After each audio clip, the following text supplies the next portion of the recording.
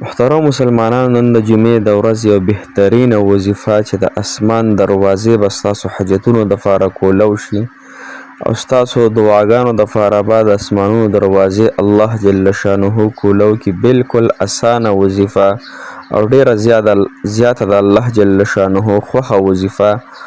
الله اکبر کبیره. محترمو، دا د الله جل شانه د ذات وظیفه ده چې الله جل شانه ډیر زیات لوی ذات دی. محترم، په دې باندې الله تعالی ډیر زیات خوشحالیږي په خپل صفت کولو باندې.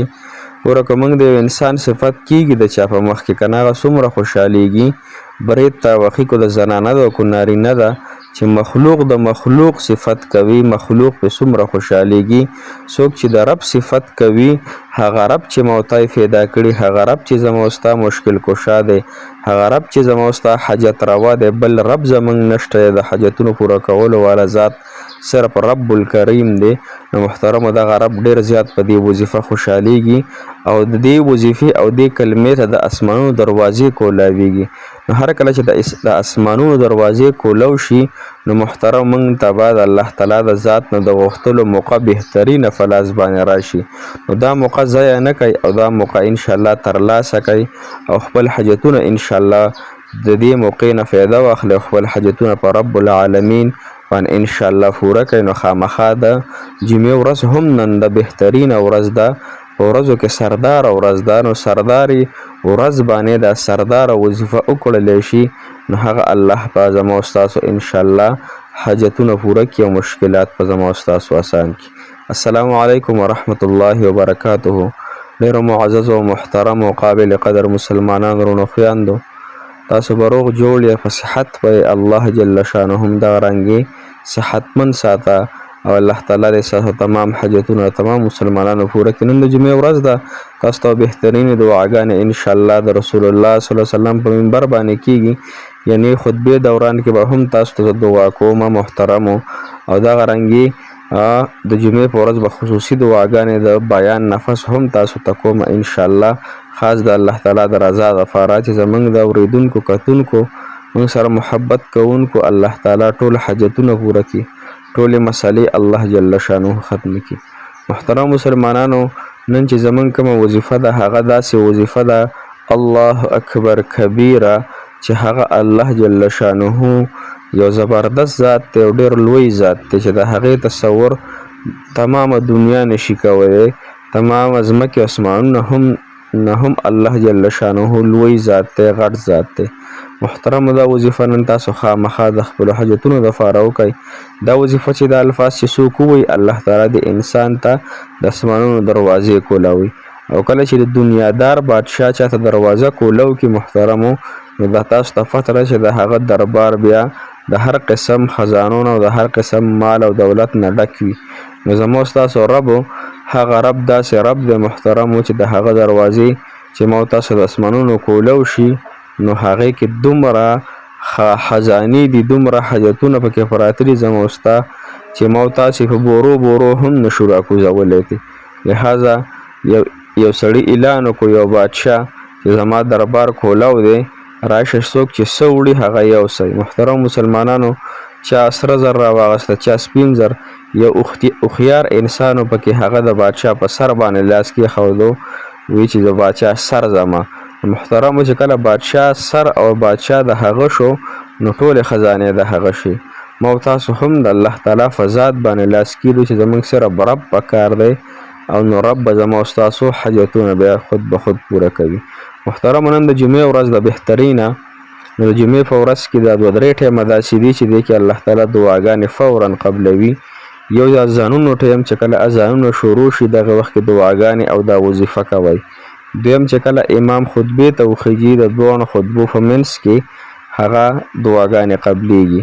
دریم دا چې کله اقامت شروع شي، اذان او اقامت ترمنځ چې څومره وخت دی، دې کې الله جل شانه دعاګانې قبلوي. دریم دا محترم مسلمانانو، جمعې په ورځ باندې د مازدیګر منفس نواله تر ماښام مونځ اذانونو پورې دې وخت کې الله تعالی دعاګانې قبلوي. نو که دا تاسو هر ټیم دا وظیفه کوئ، کو د ماسپښین مونځ نه پسې کوئ، کو مازدیګر او ماښام او کو ماسخوتن، هر ټیم چې کوئ، لیکن په دې طریقې سره یې وکئ او په دې طریقې باندې بیا دعا وغواړئ. سره مسلمانانو ګوره وظیفه داسې ده، تاسو ورته غوږ شئ انشاءالله تاسو ته به ډېره زیاته اسانه وي. ګورئ د اسمانونو د دروازو کولاوېدو وظیفه څه شوه؟ ابن عمر رضی الله تعالی عنه نه روایت دی چې یو پیره موږ د نبي پاک صلی الله علیه و وسلم سره وو، صحیح شوه که نه، چې مونځ هم کولو. د مونځ دوران کې یو کس دا الفاظ ویله، دا الفاظ غوږ شئ ورته: الله اکبر کبیره والحمد لله کثیرا وسبحان الله بکرة وأصیلا. صحیح شو کنه؟ الله اکبر کبیرا والحمد لله کثیرا وسبحان الله بکرة وأصیلا. دا الفاظ ویل څه شو؟ د دې الفاظو معنی څه ده؟ الله جل شانه د ټول نه لوی ذات دی او تمام تعریفونه هغه الله جل شانه لدی کم چې د ټول نه زیات تسبیح والا الله جل شانه دی. صحیح شو کنه؟ بیا چې کله دا کس دا دعا وویله محترم مسلمانانو، نبي پاک صلی الله علیه وسلم تپوس وکړو چې کم کس دا دعا وویله دا څوک و؟ هر که ورته وویل چې یا رسول الله دا یو کس هغه دا دعا وویله. نبي پاک صلی الله علیه وسلم وفرمایل چې زه ډېر زیات حیران شوم چې دې کلمې ته د الفاظو ته د اسمان دروازې الله جل شانه خلاصې کړلې.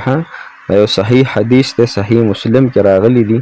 محترم مسلمانانو دا وظیفه انشاءالله تاسو ته به زه په سکرین هم پرېږدم، دې نه ځان یو سکرین شاټ وباسئ او دا وظیفه انشاءالله تاسو کوئ او الله تعالی نه بیا غواړئ ای مالک الله زه کمزوری یم، ته طاقتور ذات یې الله، زه ګناهګار یم الله او ته بخشش والا ذات یې الله. الله زه نجس یم الله، ته پاک ذات یې الله. الله تعالی تعریف بیانول او خپله نفي کول، خپله کمزوري بیانول او الله تعالی ته لاسونه پورته کړه. الله که ته زما دا حاجت پوره کړي، الله ستا په خزانو کې سیواوالی نه راځي، کموالی پکې نه راځي. الله زه چېرته لاړ شم؟ الله ډېرې وظیفې مې وکړې، ډېر تهجد مې وکړو، ډېر نوافل مې وکړو. الله په وظیفو ستړی شوم، الله په وظیفو ستړی شوم. الله مخ او بن مې نه روانېږي، نکاح مې نه کېږي، محبت نه حاصلېږي. الله ته حقیقي ذات یې الله، ته ډېر زیات مهربان دی او یو مې نه زیات محبت کوونکی رب یې ته الله. الله ما نه امیده مه لېږي الله د خپل در نه. د لاسونه چې ما کوم پورته کړي الله دا د عاجزۍ لاسونه دي، دا د ګناهګار بنده لاسونه دي. الله په دې خپل بنده باندې ته خصوصي رحم او فضل وکړه انشاءالله چې الله تعالی به ستاسو حاجت ضرور پوره کوي. نا امیدي مه کوئ، نا امیدي کفر دی. صحیح شوه؟ الله تعالی نه بار بار غواړئ، دا مه وایئ چې دونه وظیفې مې وکړې او حاجت مې نه پوره کېږي، بلکې دا وایئ چې ما کې څه مسله ده، ما به وظیفه صحیح نه کړي، ما کې دا مسلې د ګناهونو د وجې نه انسان حاجت نه پوره کېږي، یا دغه کار کې به ستاسو خیر نه وي، دغه کار پرېږدئ، کو نکاح ده کو محبت دی، بله رشته به درپسې الله تعالی راولي، بل کاروبار به د الله تعالی سم کړي، قرضونه به دې هم الله تعالی ختم کړي. نو امیدي